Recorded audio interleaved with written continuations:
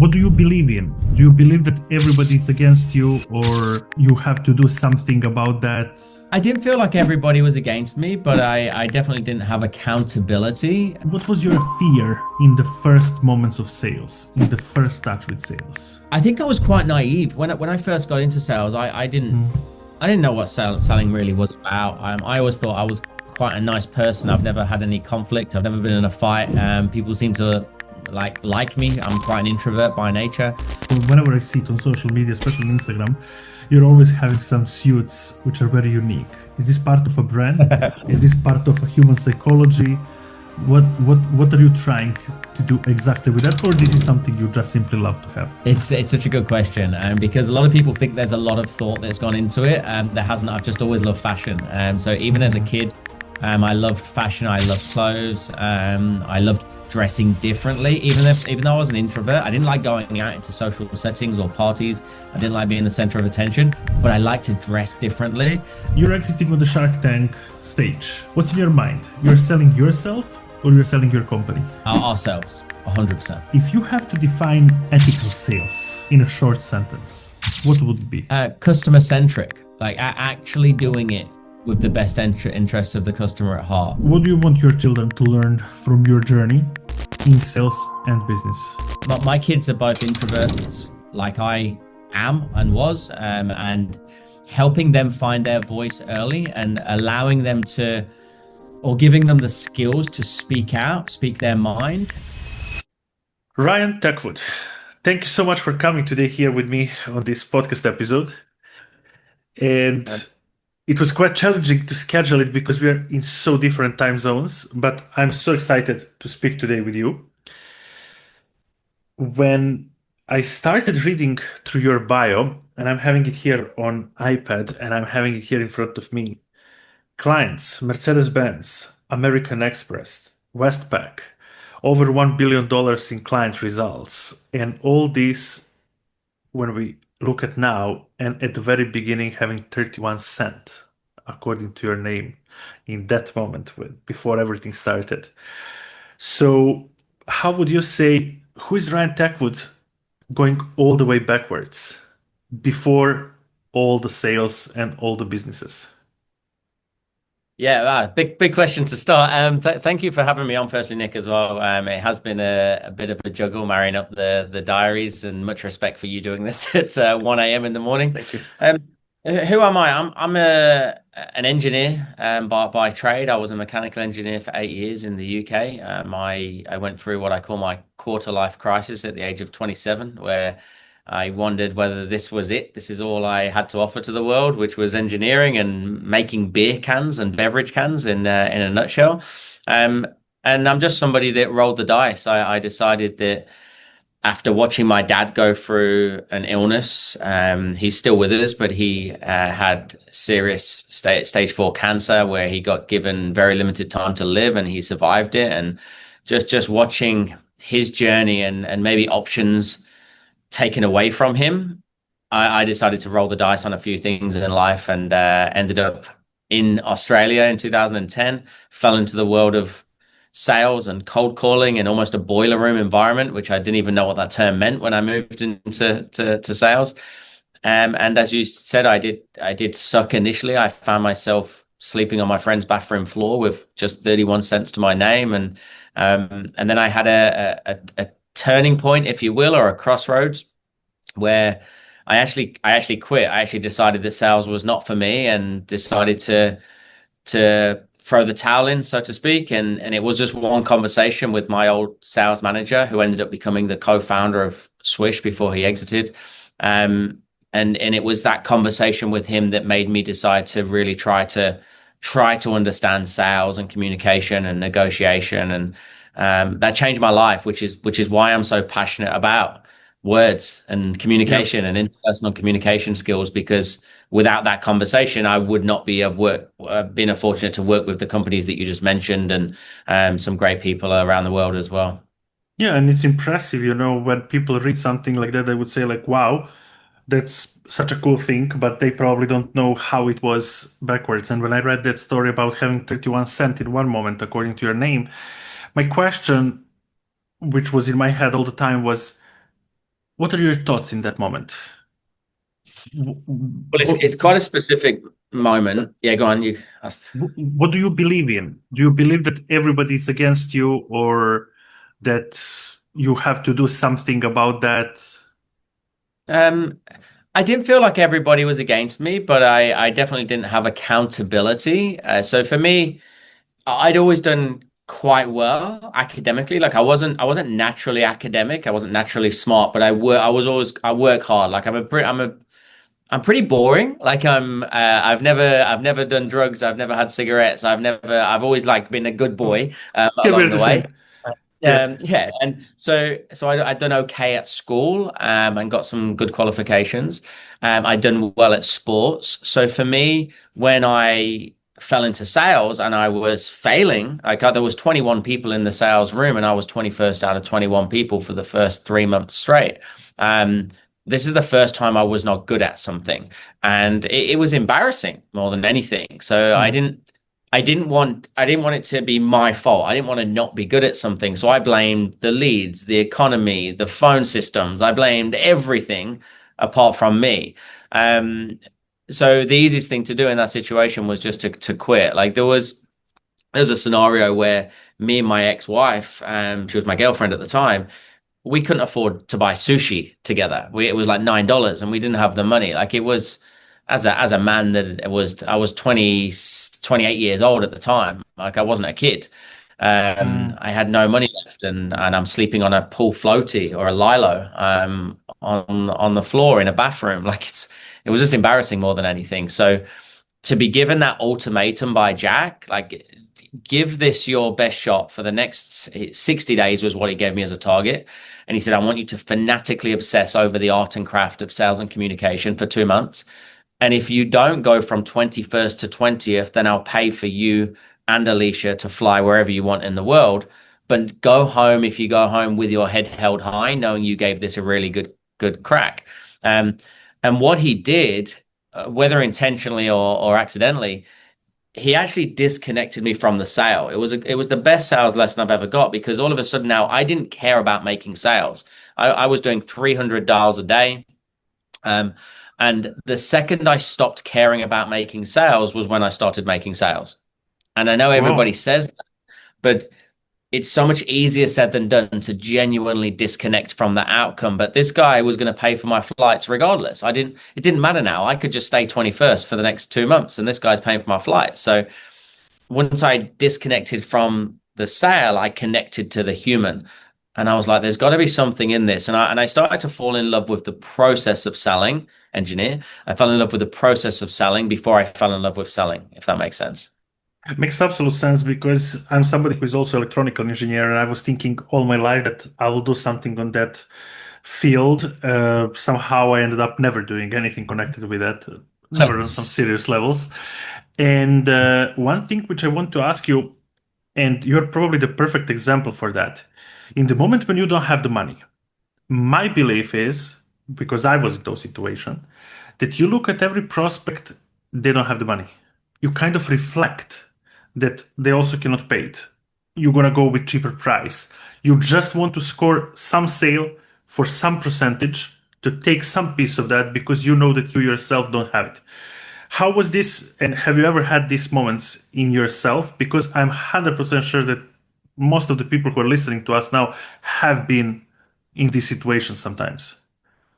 Yeah, for sure. I mean, it's called mirror neurons that Hmm. we will emit an energy that suggests I've got no money, so you probably don't have money, which means I won't then go to the right depth of questions. I won't have the right tonal delivery, and I almost inadvertently create objections in sales conversations as well.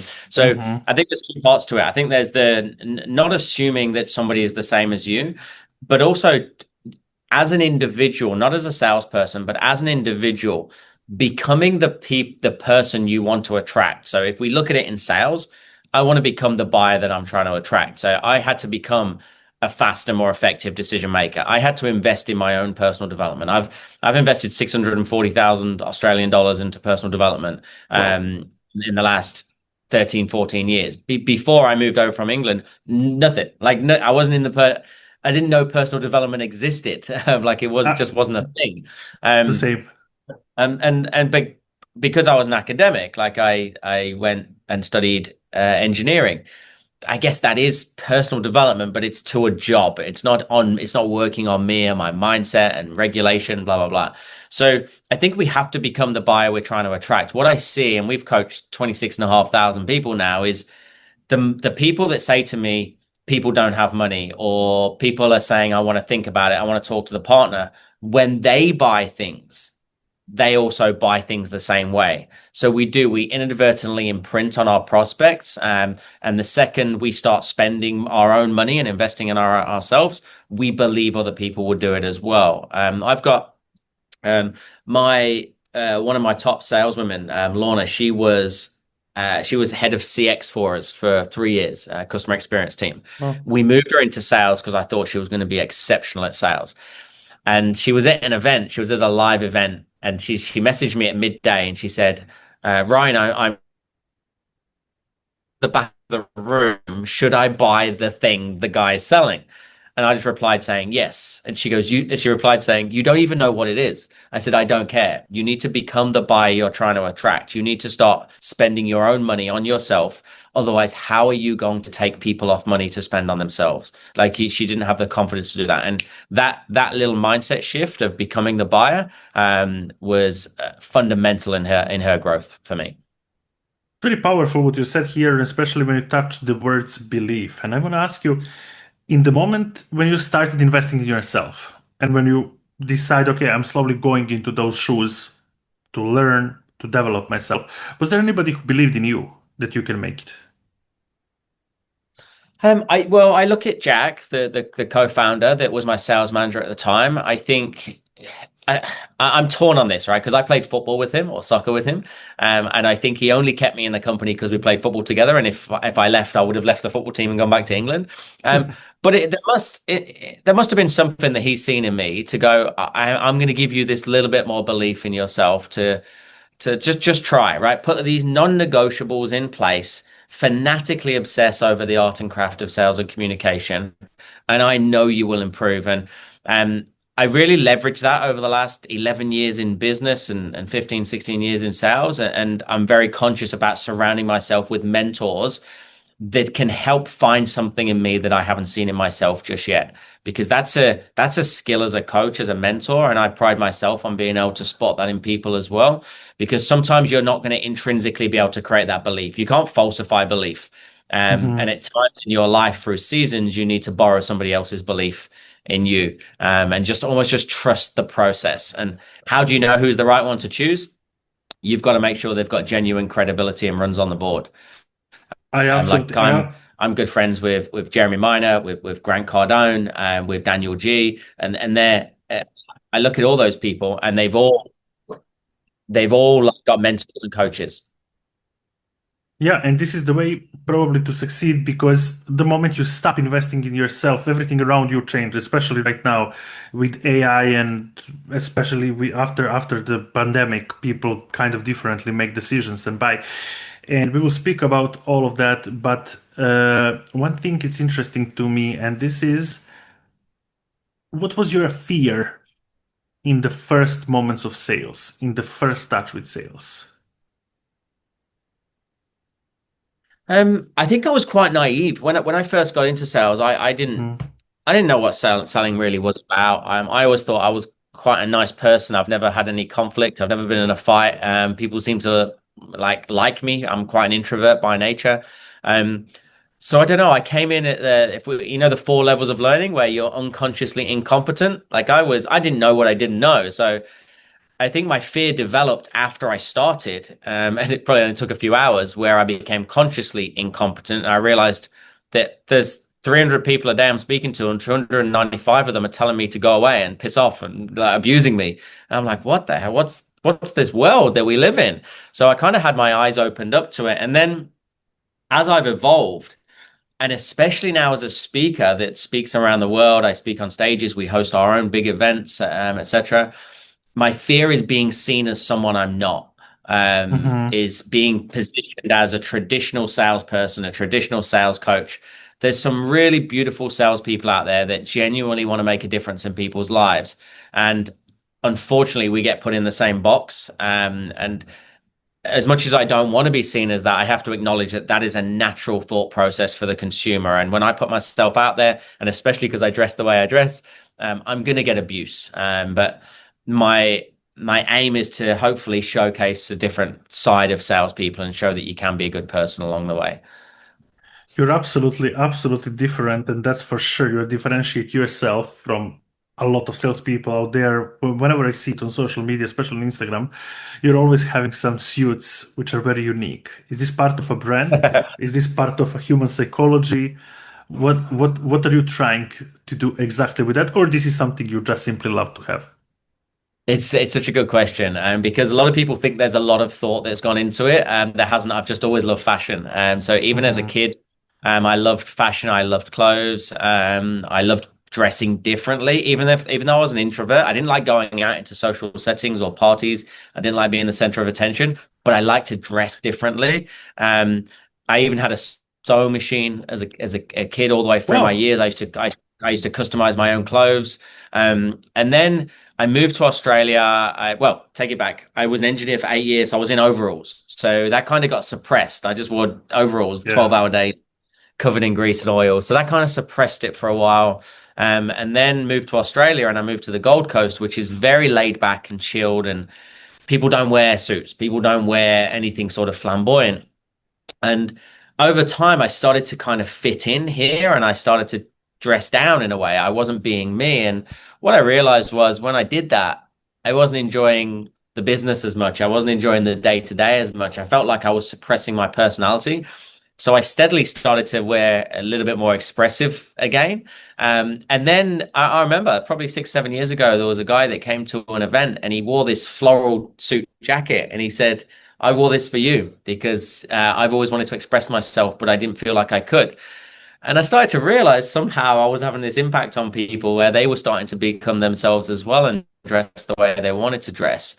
And now it has, as you said, it has become a brand thing now. Like I've got my own suit Yep. range, I've got partnerships, and we sell suits as well. This is So awesome. it's become, This is yeah, I awesome. love And you it. see, like, I found a couple of similarities with you because I love some things which are kind of like, let's say, unique. Maybe not that extrovert, but still kind of unique. So for people who are listening right now, to they better understand me, maybe something like Philip Lane, Christian Louboutin. Those are the designers who like to put something. I got Oh that's yeah, Philip Klein. Yeah. yeah. We feel each other definitely in that. Ryan, speaking about all of that, there is one interesting thing, and most of the people know it because you really speak a lot about that. Shark Tank. My question to you is, you're exiting on the Shark Tank stage. What's in your mind? You're selling yourself or you're selling your company? Ourselves, 100%. 100%. Yeah, they've said it before. And obviously before we went on the show, we did our research and we looked at investors and how you put a pitch together, how you put a pitch deck together.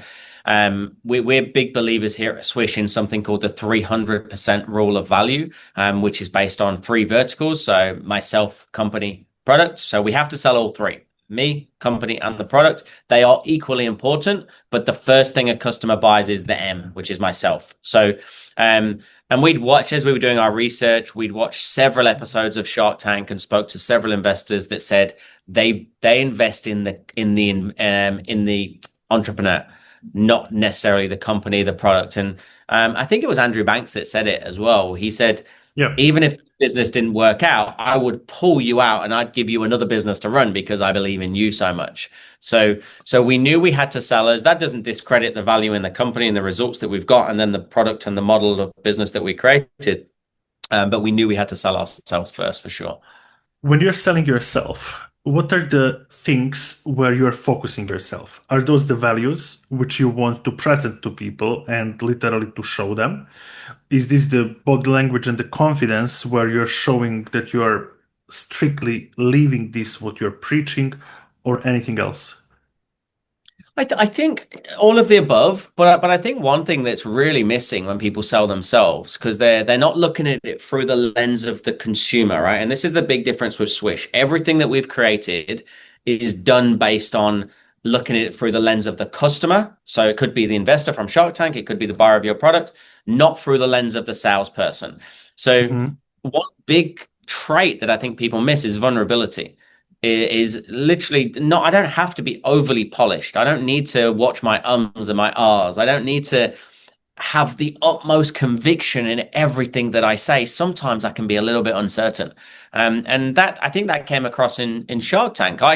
If you've seen the episode, when I come out, the first words I say are, "I'm the little one." And I'm like, why did I say that? I didn't know why. Why would I say I'm the little one? It just, in the moment, it just felt right. That's who I am. I'm a bit sarcastic. I'm a little bit jokey. It's kind of how I get through nerves in certain situations.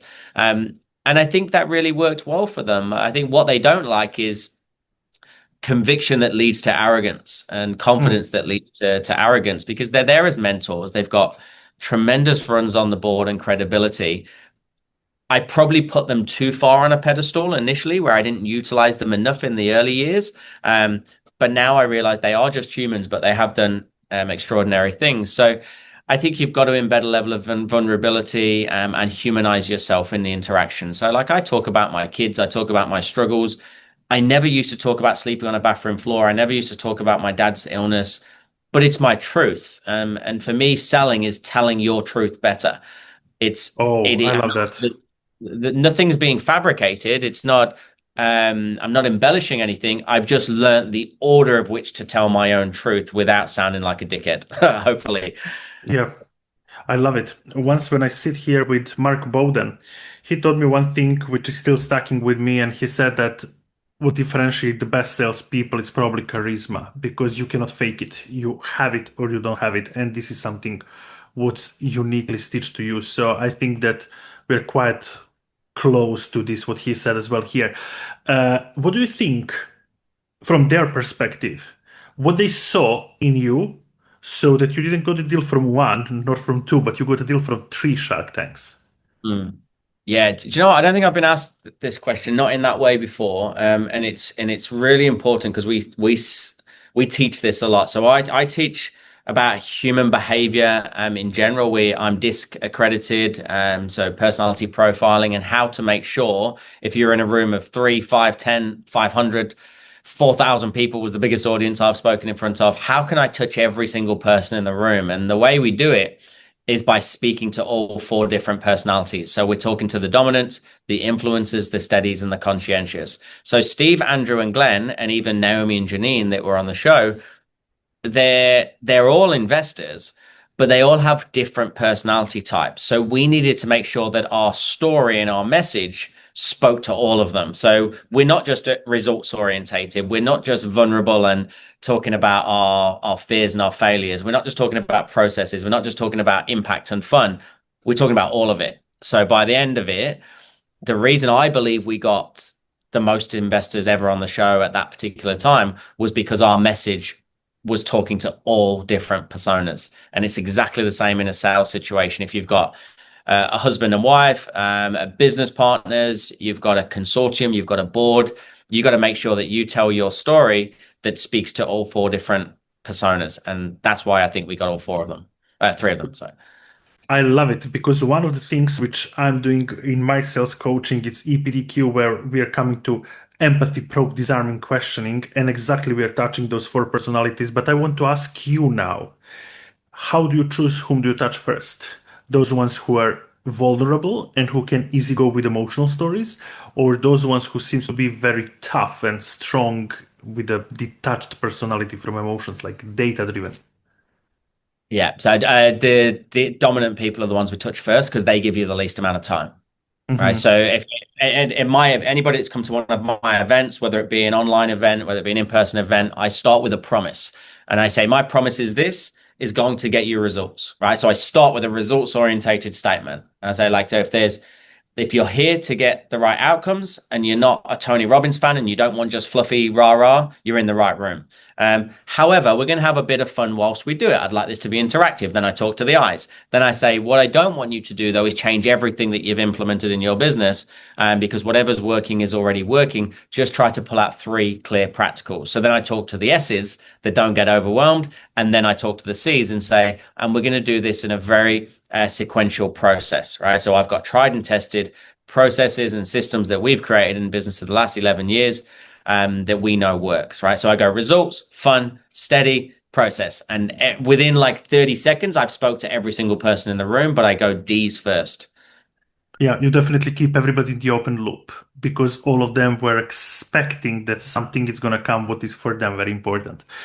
Uh, we both know Jeremy Miner and personally admire his skills, and he's the guy who is, I would say, leaning his sales method a lot on tonality.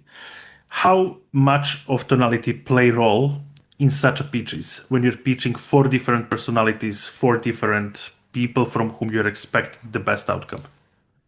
Yeah, I think it's essential. And yeah, Jeremy and I are very aligned with the power of tone. We do know there's 27 different tones, 19 microtones, 8 macrotones. And most people are taught volume, not tone. So they're taught to speak a bit louder or to speak a bit quieter, which is not tone, that's just volume. So I think it gets missed a lot in training. I look at my days in the boiler room environment, and there was 21 people in there. There were some kids in there that were 17, 18 years old. I'm 27 years old. I've got 10 years worth of life experience on these guys, and they're outselling me, like clearly outselling me. Why? When we're reading the exact same words, the exact like verbatim, we weren't allowed to show personality. We weren't allowed to go off script. So we were reading word for word. If you went off track, the sales manager would reprimand you. So the only thing that was different was their tonal delivery, their pace, their timing.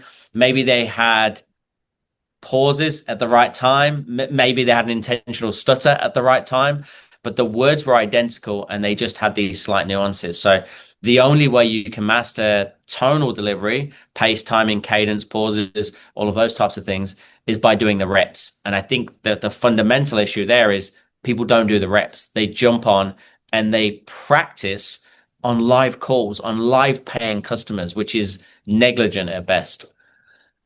Yeah, it's kind of shooting yourself in the leg because most of the times when you have a pressure to score that sale in the way when you practice, probably this pressure moves you off the track and then you're thinking about everything except about things which you have to think. Yeah. One thing is very interesting here.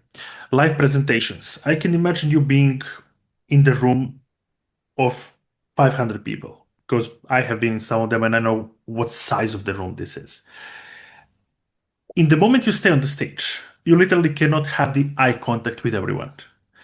But you definitely can use your something where you're perfect and this is speaking to all these four different personalities.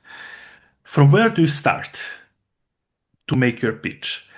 From the people who are the closest to you, the farthest to you, to everyone in the same time. Have you ever thought about that, or this just goes naturally from you? When you say to make my pitch, do you mean just start my talk in general, just That's the right. session? Yes. Yeah.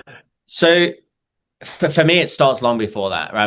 My presentation, my getting buy-in from an audience starts long before stepping on stage. It starts in the ads, the email communication, the text communication, the videos that go out. My aim before people even walk in the room is that we've established MCP, right? So they already see me as a human being. They see the company as credible and they have a helicopter view of our products or services. So that all of those touch points are done so that when I walk out on stage, they play my sizzle reel or my promotional reel. I walk out as like an 8 out of 10 because that helps. But I still have levels of nerves and apprehension. So a few ways that I try to appease that. I go completely against the grain of all the big speakers on the circuit. Everybody that's coached me has said that I shouldn't be doing this, has said that it makes me too accessible, and then people won't pay for me if I'm too accessible, right? I think that's bullshit.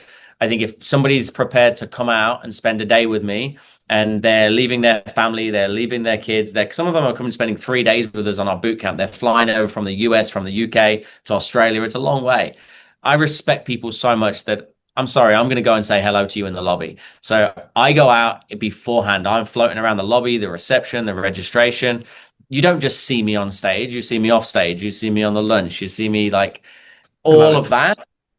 That helps me once I then get on stage. And then one quick tip I'll give for anybody that's got fear of public speaking, because it really helped me. Um, I actually try to get eyes off me as quickly as I can. So the most nervous any speaker is going to be is at the start of their presentation and at the end of their presentation, especially if they're trying to pitch and sell something and get people to run to the back of the room, which we don't do either. So I know if I'm most nervous at the start, I want to stop you looking at me as quickly as possible. So as soon as I walk out, one of the things I normally do is go, guys, grab a pen for me and just write down one word that describes how you're feeling right now. And then all of a sudden they're all writing down. That gives me a chance just to swallow, get rid of my sweaty hands, and just relax into my presentation. And then I ask them for the words, they shout some stuff out, and it creates that engagement straight away. So eyes off is a little tactic that I created to make me feel a bit more comfortable. Ran, this is awesome. I have been speaking here for more than 80 people on different tactics. I never heard that one. And this is very powerful one. It's very powerful even in the events for people who are doing Zoom events or any other platform for the live events on over the internet. That's very cool one. Uh, Here is something what is interesting to me so much, and I wanted to ask you even before I ask you to go on the podcast. And this is how different it is to speak to such a room where you're holding your presentation and in the studio of Shark Tank. Is there a pressure knowing this is going to be live, this is going to be on YouTube, this is going to be on internet, it's my digital footprint, uh, Mm. and how you deal with that?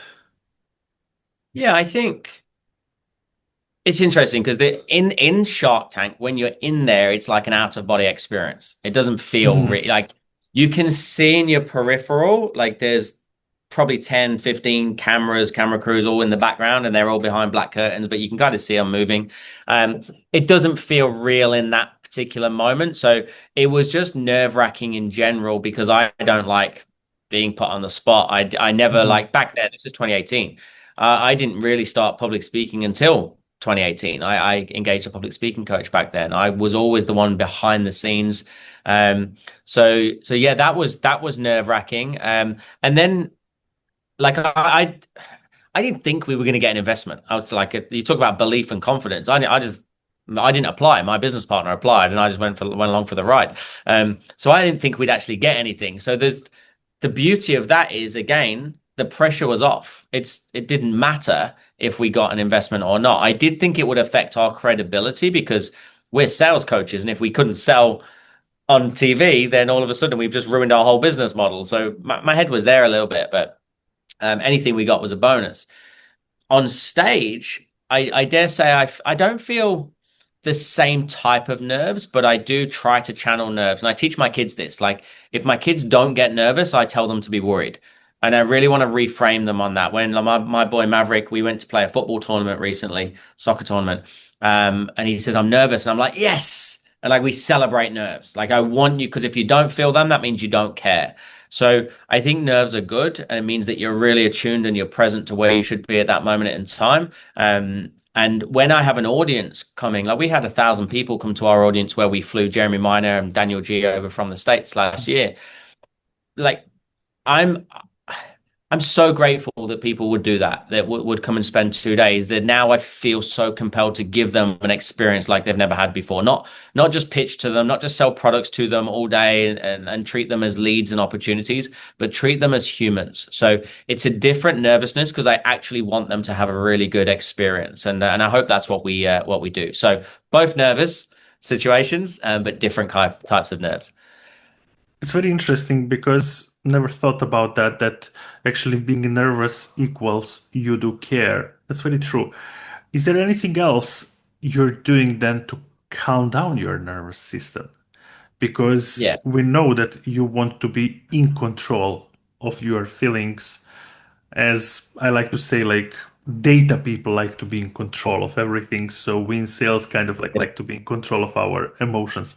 How you do that?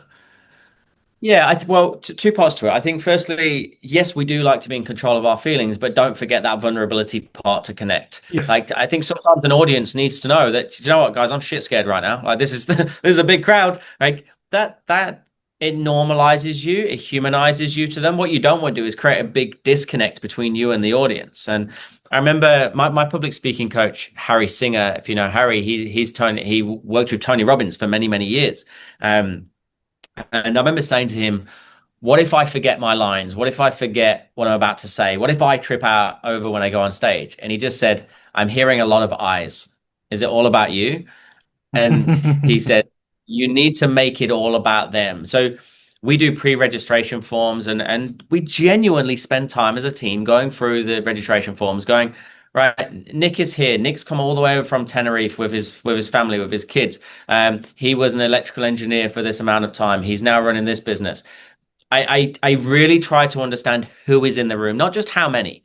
And I don't care who I throw under the bus here. I've been to so many events where I'm speaking back and I'm backstage and I'm speaking with the other speakers, and they're like, how many units are in the room? How many sales opportunities are in the room? And there's like, oh, we've got 800 units, we've got 1,000 units, and I'm going to try to convert 15% today.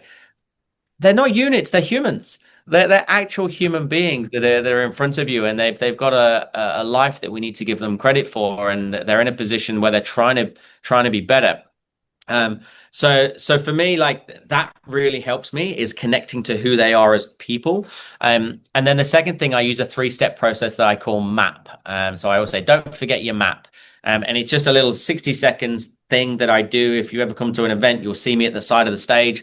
I just close my eyes for 60 seconds. The M stands for meditate or moment. So meditate or take a moment. I don't really meditate, but I take a moment, and it's 60 seconds. I close my eyes, and then the A stands for appreciate. And I just have a little gratitude moment. I think about my boys. I think about my dad still being with us after all his sickness. It's usually the same thing every time. It's my boys, my dad, and then the audience and who's there. And then the P is practically activate. So I just try to get the blood flowing a little bit. So whether I'm just jumping up and down, doing some star jumps, because we do know that if I can super saturate my frontal lobes with oxygen by virtue of movement, then I switch my logical brain back on, right? And I Mhm. remember what's my first line right now. I'm not overly emotional. I'm still in tune, but I'm not overly emotional. What is my first line? What is my first sentence? What is my first frame? Blah, blah, blah. So don't forget your map. Meditate, appreciate, practically activate. Love it. You're walking me here through entire blueprint how to do stage selling, and I love it. I'm not into that type of selling yet. If you have to define ethical sales in a short sentence, what would it be? Customer centric, like actually doing it with the best interests of the customer at heart. I've studied something called motivational interviewing. I'm not sure if you've heard of MI, motivational interviewing. No. So it's something that psychologists and therapists use. They help people from drug addiction when they're in Okay. rehab, or maybe they're depressed and they've got suicidal tendencies. And it's basically a sequence of questions that we ask that can help intrinsically evoke change in somebody for their own reasons, not for ours. And I think that's what ethical sales is. Like, we're not going into an interaction trying to make a sale. We're going into an interaction to see if a sale should be made in the first place. Mhm. That's a key. It's a key differentiator. Is, of course, I'm not a charity. We need to make money, but by Sure. virtue of actually not trying to make money, we make a lot of money. If that makes sense. Absolutely, because I so much believe in that if you so much try to take something towards yourself, it's kind of like pendulum. It usually goes always against you, and then if you start to be detached, you can attract it somehow. And I believe in law of attraction when it comes, especially to And this people see it, right? We live in the most educated consumer generation that's ever existed. Like, they know what you're doing 100%. there, and that comes back to treat them as a human, right? Don't ask packaged, boxed up questions with fake tonality. Yeah. If you're having to fake a tone to prove that you care, then you don't actually care, right? That it should come relatively natural to ask a deeper question of a situation if you actually were curious about it. So I think it comes down to getting the right people in the door in the first place, the right and having the right intention, and then for us as a business, policing it. Like if I ever felt that one of my team had coerced somebody into making a decision, had overpromised on something that we don't deliver, they'd be gone. They'd like instantly, and the rest of the company then could see that happening, and then hopefully they would then continue to live by the values that we created. Why do you think people tend to overpromise in sales? Is this a scare and fear Yeah. and believe that this is the leverage to make the sale, or it's something Yeah. natural in themselves? I think both. I think it's created by management and business owners. I think you put pressure on somebody to hit Mm, KPIs and hit targets, and all the conversation is around numbers and sales and revenue, and mm, not about impact and humans and other people on the end. Of course, we take shortcuts. I always say selling is easy. Selling is so easy. I could just lie to you. I just overpromise to you. I just discount, right? Selling is so easy. Creating customers for life, that's the hard yeah. part. Being around for 11 years, I mean, there's so many sales companies out there. There's so many sales coaches out there, especially over through COVID, through that work from home season where we've got all these remote high ticket bloody closers and all that rubbish.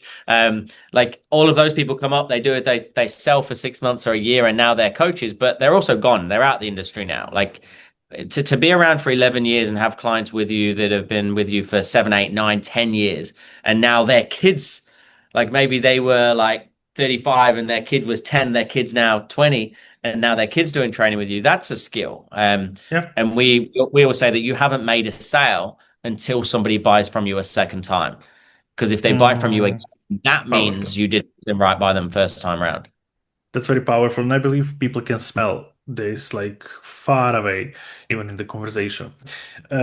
Working with billion-dollar companies and multi-billion-dollar companies, what do you see today, looking backwards, that is the biggest mistake they're making? The biggest mistake they're making is thinking they're so unique just because they make more money. They Wow. so we get we they all think that their ours is very different. Ours needs to be fully tailored and fully custom because we're closing hundreds of millions of dollars deals. But if you bring it back to the core, they still speak to human beings, right? The Yeah. process of selling somebody for a $29 bottle of water bottle as opposed to selling somebody for a $2.9 million tender, it's exactly the same, right? We do our prep right, we get our intro right, we frame the conversation, we go for a discovery, we present 3 to 5 options because we know that people have middle offering syndrome when buying. That the sequence is the same. There's nuances, there's timeline differences, of course, there's legislation and regulatory changes that we need to make, but the process of selling to a human is identical regardless. Does it change slightly B2B, B2C, and B to government? Yes, but the order of which we do things is the same. So Hmm. um, I think the biggest mistake is they think they're so unique. So then they're looking for this needle in a haystack type training that doesn't exist and is overkill, right? And then they overcomplicate things. Whereas if they just understood how to ask better questions at the right time, in the right order, in the right tone, regardless of who you're talking to, the outcome would become quite predictable. Does this mean that you don't try to look at the price, whatever you sell, It doesn't or matter. it doesn't It matter, it it, absolutely, right? it No, it doesn't matter. And this is where people get caught up. Like, well, I was $50 an hour when we first started, right? And now I don't do any one-on-one mentoring at all. People pay us 6 figures for training. The process is the same. Like the you're just changing the dollar figure, but how you get to the presenting of the product or service is the same order. The key, based on price point changes, is just making sure you get the right leads through the door in the first place, right? That's where marketing then comes in Hmm. and the message to market changes. Otherwise, you're constantly going to be up against a conversation around price point and budgets and discounting and all of that jazz. So, now the price never affects the order of which I do things. Does the price initially change the pitch and the way you're pitching the offer itself? No, I wouldn't change that at all. The depths of questions would be the same. Oh, okay, I'll counter that slightly. The order of which never changes. We have a 10-step process that we call the negotiation ladder, all the way from prep to creating repeat referral, loyal clients, testimonials. All right, 10 steps. That order is the same. Let's say I'm selling something for $29. The depth of which I go into my questions would Hmm. change. Does that make sense? Because it's not worth me Absolutely. spending 4 hours to sell a $29 bottle of water. So I might ask more surface level questions than under the surface questions. We call it primary, secondary, tertiary. So the process stays the same. The depth of which you go into changes slightly. Beautiful. Uh, from that perspective, what is the first thing you look for in a person when you're trying to build a trust? What is something where you try to hook yourself and to say, okay, here we have relatability. They can trust me that I have honest and empathy approach So toward I'm that trying to sale. build trust in myself. Do you mean? No, in the prospect. Because if I'm understanding you very well, the difference between two products you're selling with dramatically different prices, it's in the depth of question.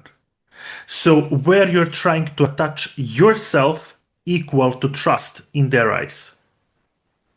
Um, there's a great book called Speed of Trust, by Stephen Covey. I don't know if you've read that book. And No. he highlights in that book, it's Stephen Covey Jr. So it was his dad that wrote Seven Habits of Highly Effective People.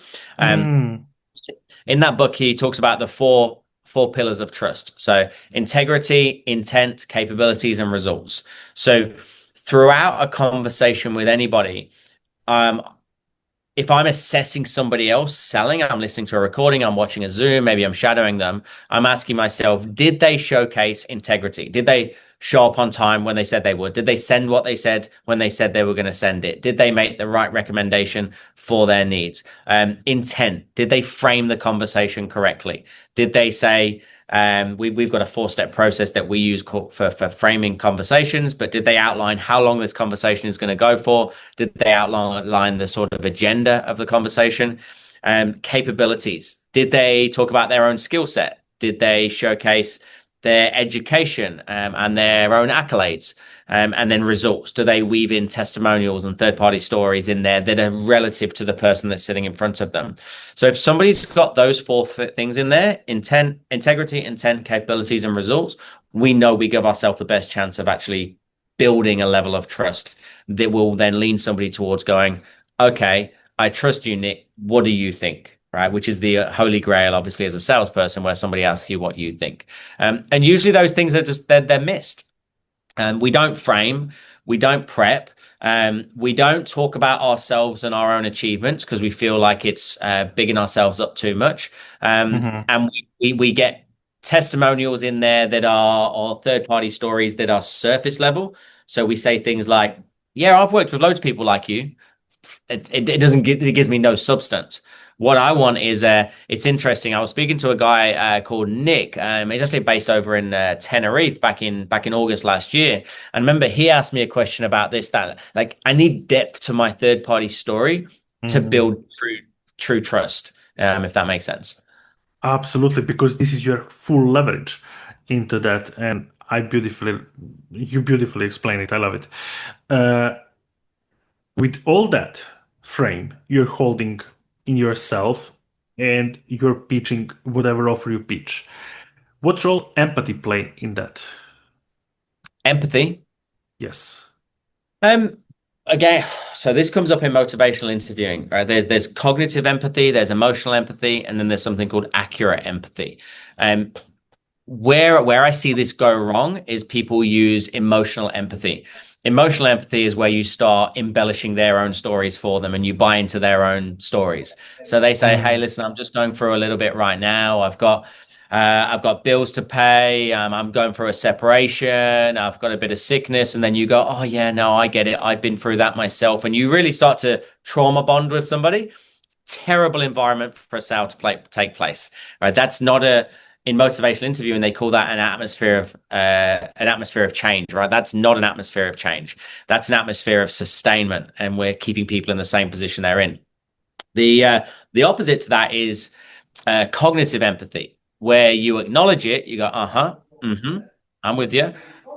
What can we now do about it? Right. So you take 30% of what they're saying, and then the remaining 70% is you helping them find a route out. So it's quite a logical based thinking. So I've taken that route a lot, which is cognitive empathy. So I'm with you. I give them a space to share.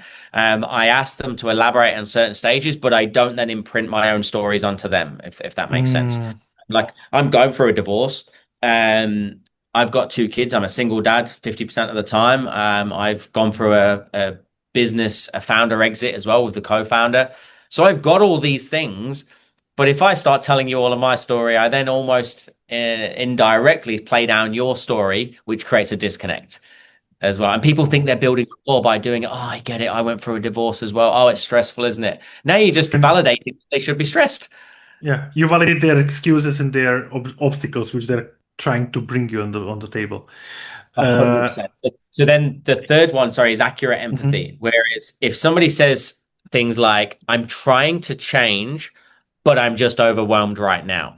What most salespeople do is focus on the you're overwhelmed. What do you mean by overwhelmed? And they focus on that, which is sustained talk. What I want to do is search out the change talk, which is so you say you're trying to change. What have you done so far? All right. And they focus on the movement, forward momentum movement. That's what I want to look for, mhm. not the sustained talk. And that's accurate empathy. Yeah, in my mind, you acknowledge the situation, but you're not trying to justify this, that this is now something we should cry over that. Let's see what we can actually do it other way around. And And this is and it's true because a lot of salespeople go, "Oh, it feels like I'm a counselor sometimes."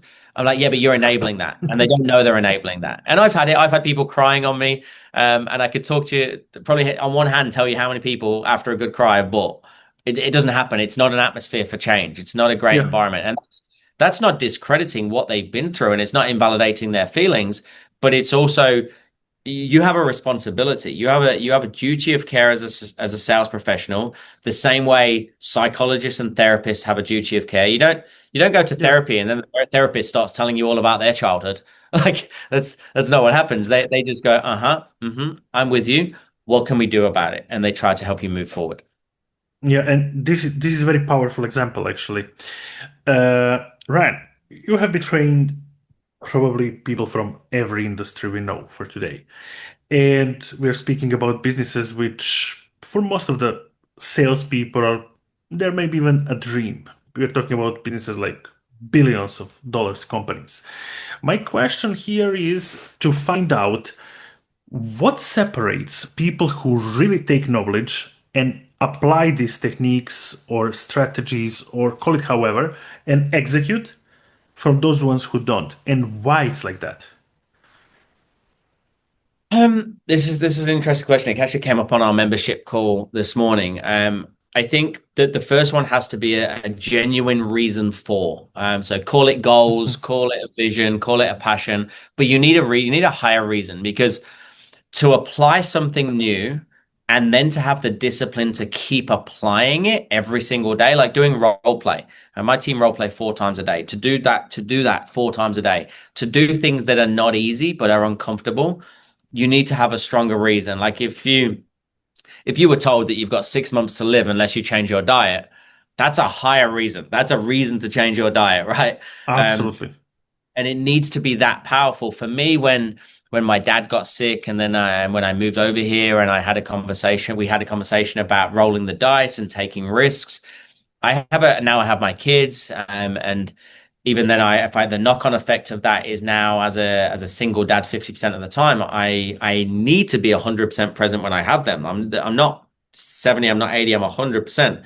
To do that, now I have a higher reason to put the right systems in place at business, to hire the right people, to pay better wages, because it needs to work. Otherwise, I'm not going to be present with my kids and I can't get that time back. So I think number one, you need a higher reason for, and you need to sit in that and really ask yourself, what am I doing here on this planet? What am I trying to achieve?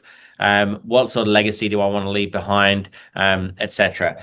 The second thing is, if you understand humans, we're not wired even with that desire just to do things. So we need someone to hold us accountable. We need to either have an accountability partner, a mentor, or even a community that can hold your feet to the fire constantly. And I think that's why I've invested so much into mentors and coaches. That's why we got the investors on Shark Tank, because we knew there were people that were they were big thinkers. They've proven that they're gonna roll the dice themselves. We wanted to do that more. And then I guess on the last part is the practicals of having the desire. The desire is big enough, the accountability is there, but then having the desire to then pay and invest into people that have been there and done it, and say, okay, how can I shortcut this?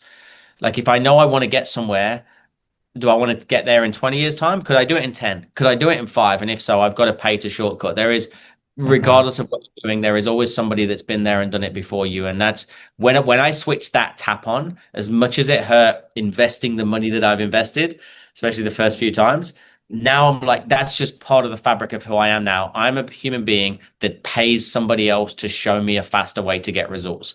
Because my dad's illness showed me, my dad was 43 when he got cancer. I'm 43 in 5 weeks' time. Like, we don't know what time we've got. So why am I going to be so arrogant to think I'll figure this out in the next 5 years? I'll do it myself. No, I'm going to find someone that's done it. I'm going to pay them to show me in 5 months. And I think if you pull them together, you see a bunch of people that are really, really making an impact. What is the hardest part of teaching yourself? Because you're coming from completely different environment.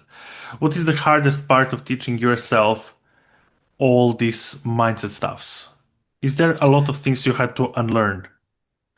Um, I don't think I had things to unlearn because I hadn't done any of it before. I don't know mindset. I don't know fluffy stuff. The Hmm. hardest part is just because I labeled myself as an engineer for so long, right? I'm process driven. I'm data driven. I'm very, very organized. I'm OCD. Everything has to be perfect. I guess that's what I had to unlearn is that perfectionism is in engineering, you would know, like, there's no room for error at all. Yeah, But in sales, in speaking, like on stages in front of hundreds or thousands, they're all variables that you can't control completely. So I had to let that go. And even whilst growing a team, I had to let go my expectations of people. That doesn't mean I yeah, lower my standards. My standards are still extremely high, but I don't expect people to hit my standards. Like, no one's going to work as hard as me in this business. It's my business. But 100%. if I can get a team of 10, 20, 30, 40, 50 that are all at 80% of where I can be, then that grows exponentially faster than me going at 100%, 100% of the time. 100%. Ryan, we're speaking already for close to an hour, but I must touch a little bit AI in this conversation because there's so much I want to hear from you. In my mind, sales will forever stay human to human, but maybe this is because I too much love sales. I want to hear it from you. Do you think AI will replace salespeople? And if yes, in which manner and until which point? How do you see that? Um, in short, yes, I think it's going to replace some salespeople. I think if you're an average salesperson that is Hmm. asking surface level questions and you're just going, what are you looking for? What's your timeline? What's your budget? And you're asking all those old school 80s questions. Yeah, we don't need you, right? Checkpoints. Yeah, yeah, checkpoints. Yeah, you're probably already gone, to be fair. Um, I watch the American market quite heavily because we normally follow America over here in Australia. And I know in America now, any sort of robots that are doing cold calling or outreach, they have to tell the caller that this is a an AI AIs. bot. Um, and my understanding is, I heard this recently, that they then get to choose. They can go, can I choose to speak to this bot, or do I want to speak to a human? And 63% of people are choosing the human. So at the minute, people are going towards the human. And I think in a world of robots, in a world of not knowing what is real, I actually think the desire to speak to a human being is going to increase. From a speaking perspective on stage, I'm very excited about that, because in a world of holograms and AI, then I could Yeah, speak all around the world 24/7, 365. But when people know there's a real Ryan speaking somewhere, they'll pay a premium for it as well. So I think the art of 100%. professional speaking is, it's going to be, it is the best paying profession in the world right now, and I think it's only going to get better. So, Do you but we're think? using AI as well. It's powerful. We're building a dialer system right now that Mhm.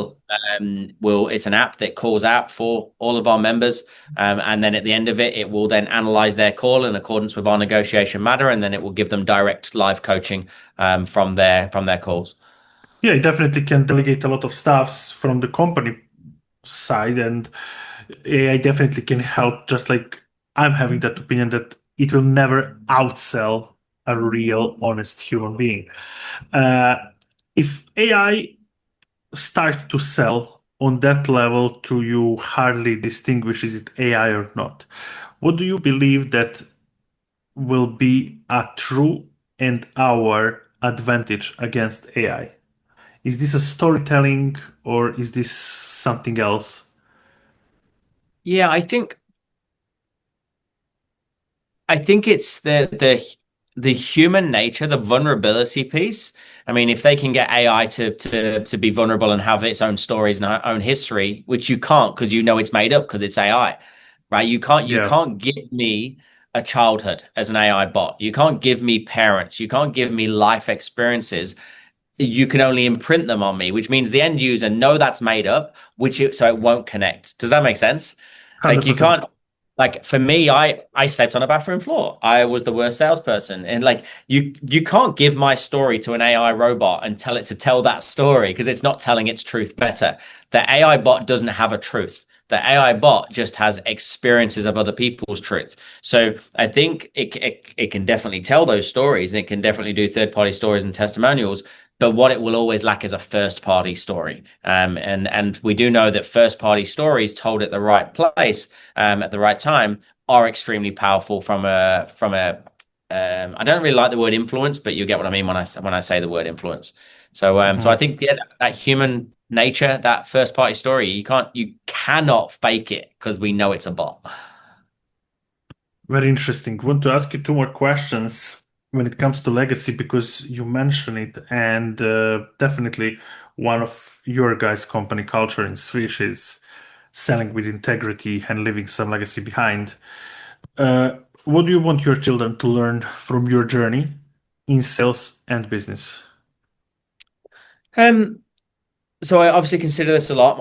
Our top program is called the Swish Legacy Program, and we often say it's not about what you achieve along the way; it's about who you become and what you leave behind. So, my kids are both introverts, like I am and was, and helping them find their voice early and allowing them to or giving them the skills to speak out, speak their mind. Hopefully that shows them that it's okay to be wrong. It's okay to make mistakes. And so for me, I lived in this world of no mistakes are allowed for so many years, which really just delayed any sort of potential that I had. So my kids now at 6.5 and 4.5. I want them to put their hand up at school. I want them to say, I don't know the answer to this. I want them to know it's okay to be vulnerable. Um, and and if they see that and they see that even me speaking on stage is okay, then maybe if there is a little bit of genius in them, or if there is some ideas that they have along the way, they're going to articulate them a lot earlier. The other thing, like legacy in general for me, and this is not why I created legacy in the first place, but this is what I've noticed over the last 4 or 5 years that it's been going. What Swish is actually doing is giving a voice to the people that are too fearful to have a voice. It's not about selling. This is selling is just the vehicle that we are in to give people the confidence. It's interpersonal communication skills. How do I speak better to my partner? How do I speak better to my kids? How do I speak better to myself internally? Um, and disproportionately, I know we shouldn't label, but if we labeled our Swish members, it would be a membership cohort of introverted people that are just really good humans trying to do good in the world, but they didn't know how to get their voice heard. They didn't know how to articulate their message. So I hope that's what our legacy is, that we give a voice to all those people out there that maybe for whatever reason have felt the need to suppress it. Beautiful. Interesting. Never ask you why Swish? What the name? Yes. So we rebranded in 2020. Before that, it was ISR training, and so it was instant sales results training. It was international sales and real estate training. It never really meant anything. And then after Shark Tank, we had a conversation about potentially rebranding. And Jack and I, the co-founder, had a conversation once, and he said, we were like, what should we call it? And he said, "Is there anything that you constantly say in training that we could use?" And I said, "I don't know. I just normally I start the session by saying, hey guys, my aim today is that to show you that we can sell with integrity and we can sell honestly. You don't need to become Jordan Belfort. You don't need to be an extrovert. You can just be human." And then he was like, "Say that again." I said, "Oh, I just say that we sell with integrity," and we both went swish. It just came like that. So there's no basketball analogy initially, and it felt right. It really sits the ethos of what we stand for, and people seem to like it. So pretty happy And with it's it. beautiful. Okay, here is one more thing which I usually ask people here, and this is there anything what I haven't asked you for this hour and a little bit over, and you would like to share with the audience? Um, the the one thing that normally comes up is the question about the name, like where did Swish come from? So you kind of got to it right at the end.